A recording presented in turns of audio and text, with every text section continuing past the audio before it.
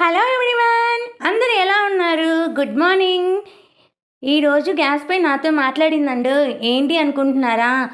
Good morning చెప్పంగానే, అబ్బా వచ్చావా, అప్పుడే తెల్లారిందమ్మా నీకు, అప్పుడే ఆకలేసిందా, దాహం వేసిందా, టీ కావాలా నీకు అని అడిగింది.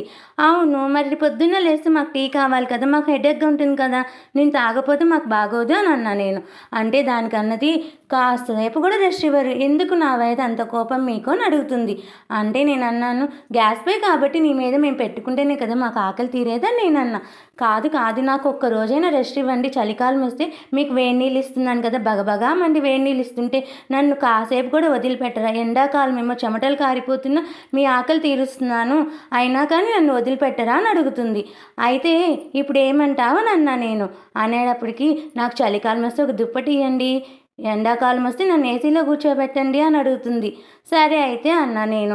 అయితే నన్ను ఇదివరకేమో ఉదయం లేచిన దగ్గర నుంచి, కానీ ఇప్పుడు పార్ట్ టైం జాబ్లు అని చెప్పేసి, నైట్ డ్యూటీలు అని చెప్పి, అప్పుడు కూడా టీ, కాఫీ, పాలు, మిల్క్, టిఫిన్ అని చెప్పి ఏదో ఒకటి పెడుతూనే ఉన్నారు, నన్ను కాసేపు కూడా నిద్రపోనివ్వట్లేదు, ఎందుకు నా మీద మీ అందరికి అంత కక్ష అని అడుగుతుంది. నీ మీద ఏ కోపం లేదు మాకు అని నేను అన్నా.